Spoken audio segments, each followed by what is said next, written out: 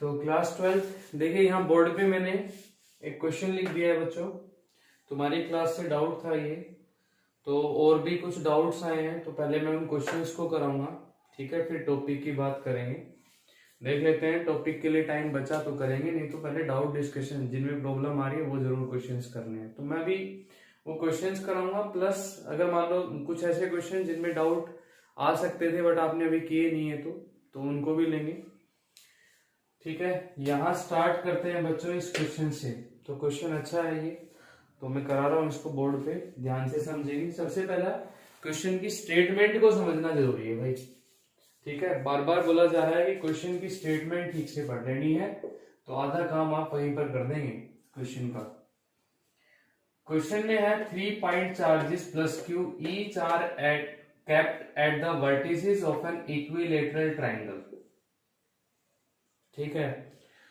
अब प्रॉब्लम क्या आएगी, इक्विलेटरल ट्रायंगल, हर एक वर्टिसेस पे चार्ज रखा है प्लस का क्यू, तो बच्चे अपना दिमाग घुमाएंगे, अपनी मेमोरी को जो है रिवाइज करेंगे, तो वहां पर वो पहुंच जाएंगे कि इक्विलेटरल का question, super question principle centre पे सर ने बताया है, कराया है, और हमने किया भी है वो क्वेश्चन, और हमें आता है वो क्वेश्चन। तो उस पर फोर्स आता था 0।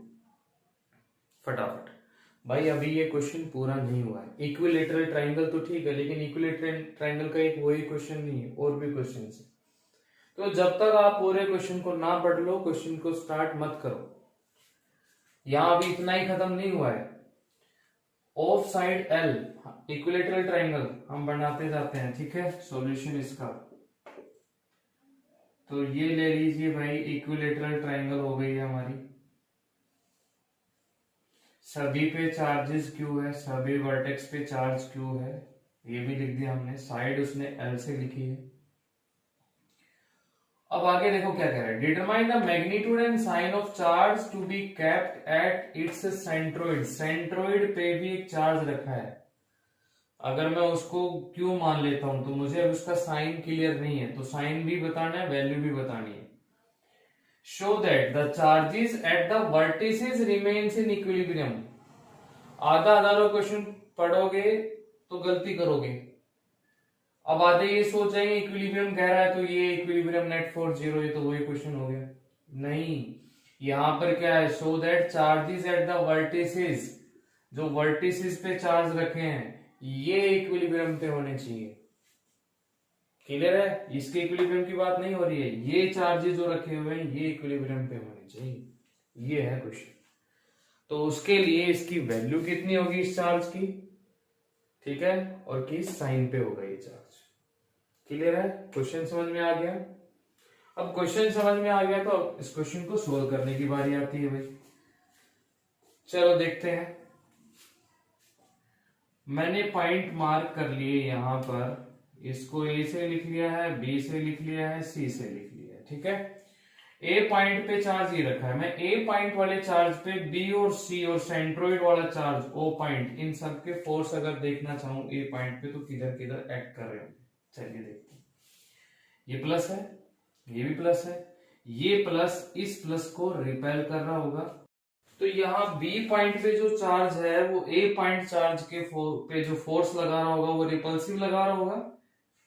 देखिए समझिएगा क्या बोल रहा हूं मैं, ये चार्ज बी पे जो चार्ज रखा है वो ए पे फोर्स लगा रहा है, तो किधर लगा रहा होगा, रिपल्सिव फोर्स लगा रहा होगा एफ, इस लाइन पे। स्ट्रेट रख लेते हैं लाइन को अपना, ये फोर्स लगा रहा होगा एफ। ये जो सी पे चार्ज रखा है क्यू, ये भी इस क्यू पे इधर ही फोर्स इस साइड पे रिपल्सिव लगा रहा होगा, तो 2 रिपल्सिव फोर्स होंगे।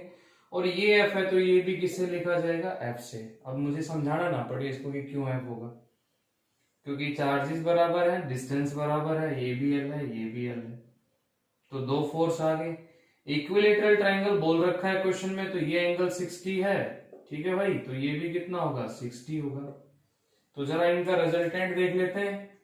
रिजल्टेंट कैसे निकालेंगे, पैरेललोग्राम कंप्लीट करेंगे, तो पैरेललोग्राम कंप्लीट होने से डायगोनल क्या देगा इसका, रिजल्टेंट फोर्स, उसको मैंने आर से लिख लेना है। अब क्या करें, ये जो Q है ये अगर मैं प्लस का अभी, ठीक है इन दोनों का तो फोर्स हो गया है, लेकिन ये वाला भी तो फोर्स लगा रहा होगा। इस पे ए पे बात कर रहे हैं हम, वर्टिसेस पे इक्विलिब्रियम चेक करना है हमें। तो ये किधर लगा रहा होगा, ये अगर मैं प्लस लेता हूं तो ये प्लस इस प्लस को रिपेल, मतलब उसी लाइन पे जिधर इन दोनों का रिजल्ट आया उसी लाइन पे फोर्स लगा रहा होगा। इससे तो फिर ये इक्विलिब्रियम पे कैसे आएगा? बात समझ पा रहे हैं ना? मतलब समझ में आ गया आपको, आंसर समझ में आ गया क्या आने वाला है। मतलब साइन तो इस पे क्या होना जरूरी है, माइनस का होना जरूरी है, क्योंकि जब ये माइनस होगा तो इसको क्या करेगा, बाकी इन दोनों का जो रिजल्ट आया इसके अगेंस्ट ये फोर्स लगाएगा अपना अट्रैक्टिव, और फिर अगर बराबर है तो क्या हो जाएंगे इनके, कैंसिल आउट, और ये नेट फोर्स कितना हो जाएगा, 0। ऐसे ही आप बी पे चेक कर सकते हो, सी पे चेक कर सकते हो, सब पे रिजल्टेंट फोर्स कितना आना चाहिए, 0 आना चाहिए। बी पे चेक करेंगे तो एक फोर्स ये लग रहा होगा रिपल्सिव, एक इसका रिपल्सिव लग रहा होगा, रिजल्टेंट इधर आ रहा होगा, तो ये अट्रैक्टिव होगा तभी तो इधर आएगा, और फिर ये क्या करेंगे, कैंसिल आउट करेंगे। तो भाई हमें एक चीज तो आंसर पता चल गया है कि इस पे जो साइन होगा ना, साइन, वो जो साइन होगा क्यू का वो कैसा होगा, नेगेटिव में होगा। चलो बहुत अच्छी बात, समझ में आ गया ना ये तो। अब बात आई इसकी वैल्यू निकालने की, तो वैल्यू निकाल लेंगे, देखिए कैसे निकालते हैं वैल्यू। चलो मैं इन दोनों का पहले आर निकाल लेता हूँ, रिजल्टेंट फोर्स, इन दोनों फोर्सेस की जो बी और सी की वजह से जो लगा था फोर्स, उनका resultant. R is equals to under root, लिख दूं मैं इसको F square plus 2 F cos theta कितना होगा 60, F square plus F square कितना हो गया भाई 2 एफ स्केयर, ये भी कितना हो गया 2 एफ स्केयर, और कोस 60 बच्चों कितना होता है 1/2, तो ये 2 से 2 cancel, two F square plus F square हो गया 3 एफ स्केयर, और इस पे आ गया रूट, तो इसको मैंने लिखा अंडर रूट 3f, और f की वैल्यू आप रख सकते हैं, इन दोनों के फोर्सेस की वैल्यू रख लीजिए, k q स्केयर हो गया, डिस्टेंस l है तो कितना हो गया l स्केयर, ये r आ गया। ये r किसका आया है, दोनों f का। दोनों f कौन कौन से, जो b ने f लगाया और c ने f लगाया, किस पे लगाया, a पे जो लगाया। अब सेंट्रोइड वाला भी तो फोर्स लगा रहा होगा, q वाला जो चार्ज रखा है सेंटर पे, q ने जो फोर्स लगाया वो फोर्स हम कैसे फाइंड आउट करेंगे, इससे सिंपल कूलम्ब्स लॉ से, F इज इक्वल्स टू कितना K, magnitude of charge Q, और A पे जो चार्ज है वो Q है, स्मॉल q, ये डिस्टेंस याद आया AO का स्क्वायर। अब AO is equals to BO is equals to CO, पहले कर चुके हैं ऐसा क्वेश्चन, कितना आता था सोल्व करके, पूरा L/√3, डायरेक्ट यूज कर रहा हूं मैं, बट आपको पता होना चाहिए इसकी कैलकुलेशन कैसे होती है। तो बच्चों ये आ जाएगा हमारा कितना, F is equals to k Q Q, और यहाँ पर AO का स्क्वायर, तो ये होगा भाई L स्क्वायर, √3 ऊपर गया 3 हो गया, बोलो ठीक है। R आ गया हमारे पास, इस चार्ज ने जो फोर्स लगाया वो F भी आ गया हमारे पास, नेट फोर्स 0 की बात हो रही है इक्विलिब्रियम कंडीशन पे, तो हम इन दोनों को क्या कर देंगे, बराबर रख देंगे। चलिए मैं इधर थोड़ी जगह बना लेता हूँ, स्पेस कर लेता हूँ, तो हमारा आंसर अब मैग्नीट्यूड भी आ जाएगा। तो रखते हैं इसको √3 के क्यू स्क्वायर अपॉन में L square is equals to k Q Q 3 और एल स्क्वायर। बच्चों एल स्क्वायर से एल स्क्वायर कैंसिल हो गया, के कैंसिल हो गया, एक क्यू से क्यू कैंसिल हो गया, क्लियर है। हाँ तो हमें क्या फाइंड आउट करना था, अब इसमें हमें इस क्यू की वैल्यू फाइंड आउट करनी थी, तो ये क्यू यही रह गया, तो उधर कितना रह गया √3 क्यू, और नीचे अपॉन में आ जाएगा 3, और इस 3 को √3 करके, ताकि ये कैंसिल हो जाए, तो q/√3 मेरा आंसर, और साथ में लगाएंगे माइनस, क्योंकि ये वाला जो चार्ज है वो कैसा जरूरी है, नेगेटिव में होना इक्विलिब्रियम के लिए। तो जिसका भी डाउट था आई थिंक आ गया होगा उसको समझ में, सिंपल ही क्वेश्चन था, बस थोड़ा सा स्टेटमेंट को समझना था इसमें। द गलती क्या होगी, तुम सेंट्रोइड वाली गलती मत कर देना इस पे, मतलब एक क्वेश्चन जो पहले कर चुके हो थोड़ा सा चेंज करके पूछ लिया इस क्वेश्चन में। नेक्स्ट क्वेश्चन की तरफ चलते हैं। अगला क्वेश्चन मैंने बोर्ड पे लिखा है बच्चों, तो ऐसा क्वेश्चन भी हम कर चुके हैं, सोल्व मैंने कराया था तुम्हें बोर्ड पे, थोड़ा वैल्यू का ही डिफरेंट है, बाकी कंसेप्ट हमारा और मेथड वही चलेगा।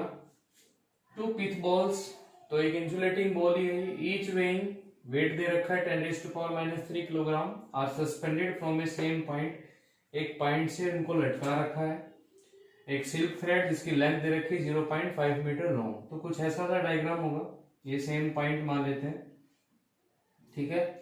और आगे लिखा हुआ है on charging the balls equally they are found to repel each other, तो रिपेल करके वो यहां आ गई मान लीजिए, ठीक है। और repel each other to a distance 0.2 metre, इनके बीच में डिस्टेंस भी दे रखा है, ये जो डिस्टेंस है भाई 0.2 मीटर का। तो calculate charge on each ball. याद आया हमने एक क्वेश्चन किया था जिसमें एक प्रूव करना था, क्वेश्चन में Q square is equals to M G, इस तरह से एक बड़ा आंसर था उसका, वो हमने प्रूव किया था। तो वही क्वेश्चन उसी तरह से। तो ये हो गया भाई इसका फिक्स पॉइंट, इस फिक्स पॉइंट पे सिल्क थ्रेड से ये दोनों बॉल अटैच है जिसकी लेंथ दे रखी 0.5 मीटर उस थ्रेड की। वर्टिकल के साथ अगर मैं एक एंगल देखता हूं इसको थीटा, तो इसको भी थीटा लिखने में कोई परेशानी नहीं होगी। वेट दे रखा है तो बॉल का मास m और वेट कितना mg, पता है ना क्या कर रहा हूं मैं, FBD बना रहा हूं इसका।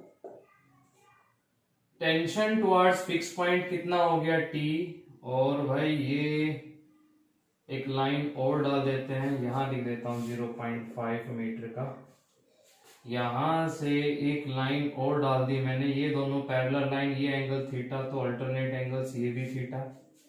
अब क्या रह गया, इस टी को रिजोल्व करना, तो टी कोस थीटा और इधर क्या आ गया टी साइन थीटा। अब चार्ज इस पे भी क्यू है, इस पे भी क्यू है, तो ये क्यू इस क्यू को रिपेल कर रहा है। सेम ऐसा ही एफबीडी आप इधर भी बना सकते हैं, तो इधर एक इलेक्ट्रिकल फोर्स लग रहा है। और जब यहां पर आप अप्लाई कर दीजिए इक्विलिब्रियम कंडीशन, तो एट इक्विलिब्रियम पे हम क्या लिख देंगे, टी कोस थीटा या T sine theta is equals to electric force and T cos theta is equals to weight. Divide equation first and second from both side, and tan theta is equals to Fe upon में mg and Fe is equals to k, ठीक है बच्चों, q square और distance 0.2 का square करेंगे और नीचे divide में है mg, तो m हमारा 10⁻³ और g को 9.8 या आप अप्रोक्सीमेटली 10 लेके सोल्व कर लीजिए। k की वैल्यू हमें पता है, q हमें फाइंड आउट करना है। tan थीटा की वैल्यू कैसे लिखेंगे, tan थीटा तो आप ट्रिग्नोमेट्री का यूज कर लो एक ट्रायंगल से, तो tan थीटा जैसे मान लीजिए मैं इसी का यूज कर लेता हूं, तो tan थीटा हो जाएगा मेरा एंगल के सामने परपेंडिकुलर हाफ, ये 0.1 और अपॉन में बेस, ये हमें निकालना पड़ेगा फिर, ठीक है। निकाल लेंगे पाइथागोरस का यूज करके, बेस आ जाएगा, वो यहां पर पुट अप करेंगे, तो बाकी सब वैल्यू नॉन हो जाएगी फिर हमारी एक क्यू को छोड़ के, और ये हमें फाइंड आउट करना है इस क्वेश्चन में। तो ओनली कैलकुलेशन बचती है, अब इसमें कंसेप्ट खत्म हो गया है, ठीक है। बाकी जो कैलकुलेशन है वो करके देखना, ट्राई करना। ये प्रॉब्लम फॉर प्रैक्टिस का एक लास्ट क्वेश्चन था जो था इसमें। आए दोनों क्वेश्चन समझ में? चलिए कुछ एक दो क्वेश्चन की तरफ और चलते हैं, जो अच्छे क्वेश्चन हैं उनको और देख लेते हैं। नेक्स्ट क्वेश्चन मेरा इलेक्ट्रिक फील्ड पे आ गया है, और एक इंपॉर्टेंट क्वेश्चन कहूंगा मैं इसको भी। ऐसा क्वेश्चन मैंने आपको करने के लिए भी दिया था, बस थोड़ा सा डिफरेंट है। वहां पर आपने किया होगा तो एंगल फाइंड आउट किया होगा, यहाँ मैं डेविएशन निकालूंगा और कुछ अलग टर्म के अंदर उसको पूछा जाए तो कैसे करना है वो समझना है। देखिए एक प्लेट पे यहाँ पॉजिटिव चार्ज है, एक प्लेट पे यहाँ नेगेटिव चार्ज है, तो पॉजिटिव से नेगेटिव की तरफ एक इलेक्ट्रिक फील्ड होता है। इलेक्ट्रिक फील्ड हम पढ़ रहे हैं force per unit test charge, ठीक है भाई, ये हम पढ़ रहे हैं, स्टार्ट कर दिया हमने चैप्टर को। अब इस इलेक्ट्रिक फील्ड के अंदर फील्ड तो बन गया है पॉजिटिव नेगेटिव की वजह से, इस फील्ड में ये 3 चार्ज पार्टिकल हैं, 3 चार्ज पार्टिकल्स जो मूव कर रहे हैं, और ये उनका पाथ है। ऐसे फर्स्ट ऐसे गया, सेकंड इसके बिल्कुल साथ साथ वो ऐसे गया, थर्ड इस तरफ आ गया, ठीक है। अब इस क्वेश्चन में वो पूछ ले पहला पार्ट कि बताइए इन पे पोलैरिटी क्या होगी, पोलैरिटी ऑफ चार्जेस। पोलैरिटी समझते हैं ना, pole, positive pole, negative pole, it means उसके नेचर ऑफ चार्ज की बात कर रहा है वो। तो देखिए ये जो फर्स्ट है ये किसकी तरफ जा रहा है, पॉजिटिव की तरफ, तो हम बोलेंगे कैसा चार्ज है भैया, इस पे नेगेटिव चार्ज है। सेकंड जो है वो भी इसकी तरफ ही जा रहा है, तो अगेन ये नेगेटिव चार्ज है। लेकिन थर्ड जो है वो नेगेटिव की तरफ आ गया है, तो इस पे कौन सा चार्ज हो गया है जी, पॉजिटिव चार्ज हो गया। फर्स्ट हो गया हमारा पोलरिटी का, चलिए ठीक है, आसान था। सेकंड में पूछता है कि which one has large specific value of charge. अगर मान लो उसको ऐसे पूछ ले, इन तीनों में से which one has large value of specific charge, और इस स्पेसिफिक चार्ज को मैं अंडरलाइन कर देता हूं, स्पेसिफिक चार्ज बोल रहा है इसको। तो क्या होता है स्पेसिफिक चार्ज, इस स्पेसिफिक चार्ज को हम बोलते हैं charge to the mass ratio, Q/m। Charge to the mass ratio को बोलते हैं स्पेसिफिक चार्ज। तो पर यूनिट मास पे कितना चार्ज वो रखता है अपने ऊपर, ठीक है। तो किसका स्पेसिफिक चार्ज ज्यादा होगा, अब इस बात से सर कैसे आइडिया लगाएं, कुछ और डाटा भी दे देता हूं मैं भाई। L मान लीजिए लेंथ है, यहां से यहां तक जो ये प्लेट लगा रखी है ना, इस प्लेट के लिए जो लेंथ है, तो ये कितनी लेंथ है, L है लेंथ। ऊपर और नीचे दोनों प्लेट की लेंथ सेम है, और इसमें तीनों जो पार्टिकल चल रहे थे उनकी इनिशियल स्पीड u रखी है मैंने, सबकी सेम रखी है, ठीक है। इलेक्ट्रिक फील्ड यूनिफॉर्म है। इलेक्ट्रिक फील्ड होता कैसे है, पॉजिटिव से नेगेटिव की तरफ। तो ये इलेक्ट्रिक फील्ड के लिए दिखा दिया मैं, ये यूनिफॉर्म इलेक्ट्रिक फील्ड है यहाँ पर।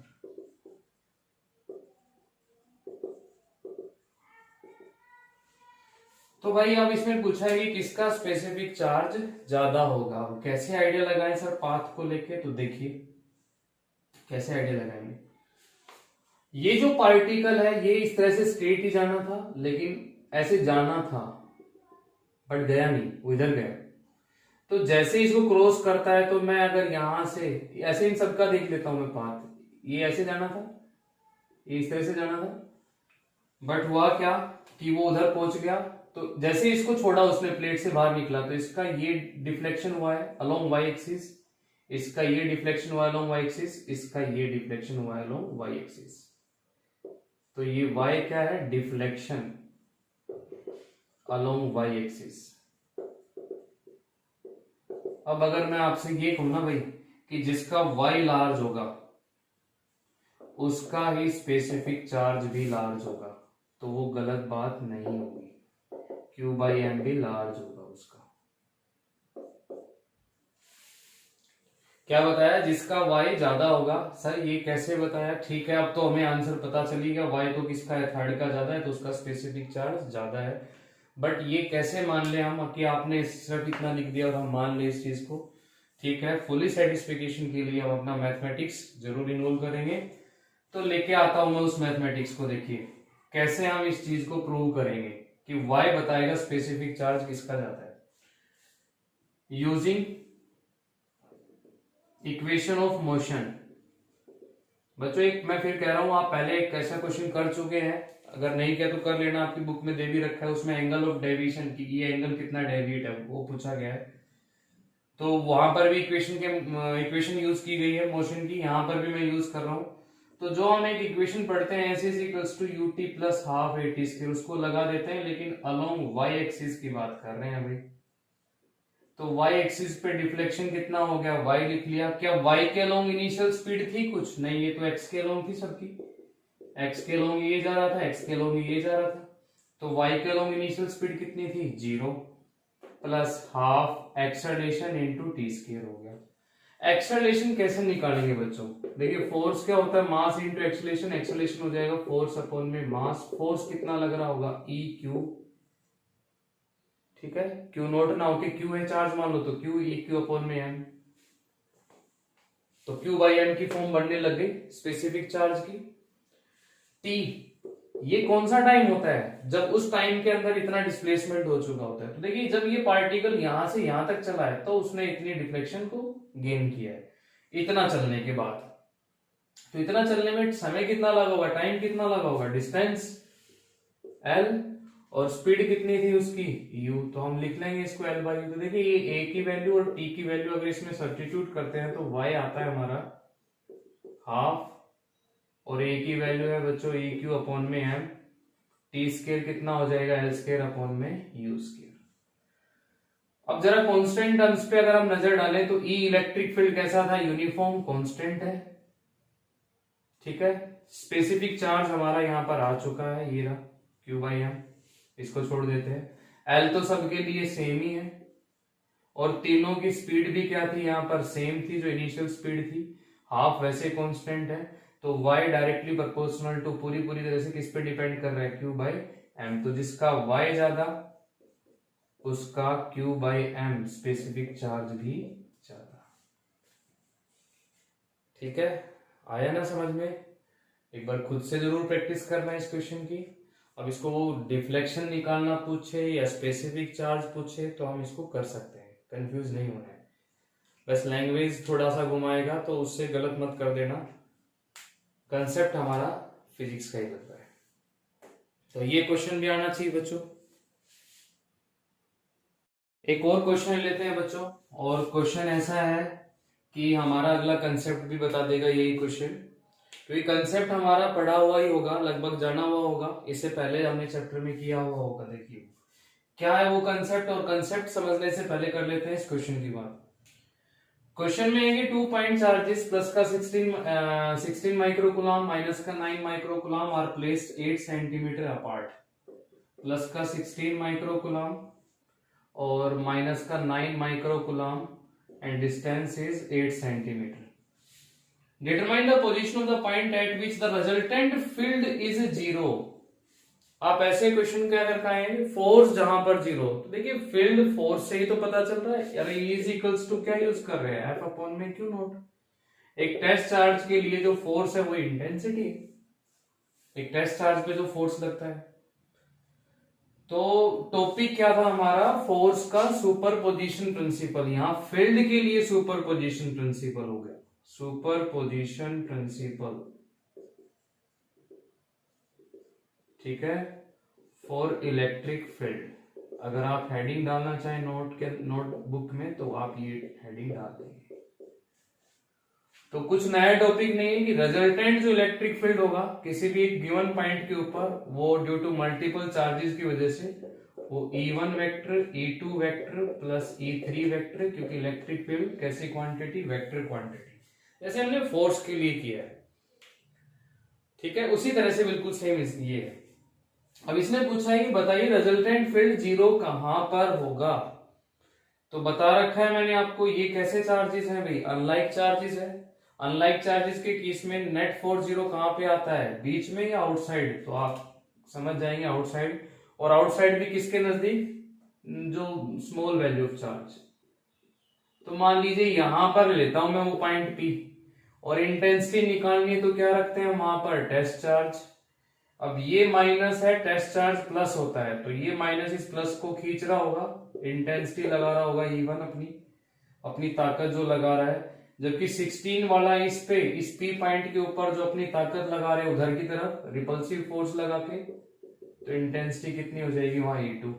और जहां पर दोनों इंटेंसिटी सेम होगी, E1 is equals to E2, वहां नेट इलेक्ट्रिक फील्ड कितना हो जाएगा भाई, 0, नेट इलेक्ट्रिक फील्ड 0। अब बाकी बची कैलकुलेशन, इसको मैं कितना डिस्टेंस मान लेता हूं, x मान लेता हूं।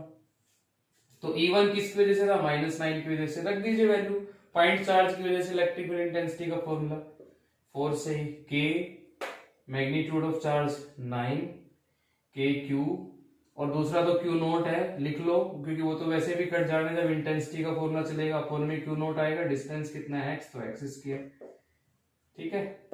E2 कितना हो जाएगा K, और ये कितना है 16, और डिस्टेंस कितना हो जाएगा बच्चों 8 प्लस x का होल स्क्वायर, K से K कैंसिल हो गया, इसको क्या लिख सकते हैं 3/x पूरे का होल स्क्वायर, इसको क्या लिख सकते हैं 4/8 प्लस x पूरे का होल स्क्वायर। काट के इसको हम सोल्व कर देंगे, वैल्यू फाइंड आउट कर लेंगे किसकी, x की। तो कंसेप्ट हमारा superposition principle for electric field. Superposition principle हम पढ़ के आए इलेक्ट्रिक फोर्स के लिए, तो वही उसी तरह से, क्योंकि फोर्स से ही तो इंटेंसिटी आ रहा है, ठीक है ना। तो ऐसे और क्वेश्चन जितने भी, आज क्वेश्चन प्रैक्टिस ज्यादा कर लो, फिर तुम क्वेश्चन ही कर लो आज इस पे, इलेक्ट्रिक फील्ड पे और इलेक्ट्रिक फील्ड पे सुपरपोजिशन प्रिंसिपल, इक्विलिब्रियम के क्वेश्चंस। अब ये पॉइंट इक्विलिब्रियम ही है जहां इलेक्ट्रिक फील्ड कितना हो गया है, 0 हो गया है, ठीक है। ऐसे क्वेश्चंस स्क्वायर टाइप क्वेश्चंस हैं कि वो बराबर सभी कॉर्नर पे चार्ज रखेगा, सेंटर पे इलेक्ट्रिक फील्ड पूछेगा। तो उस तरह के जितने भी क्वेश्चंस आपकी बुक में वो प्रैक्टिस करो।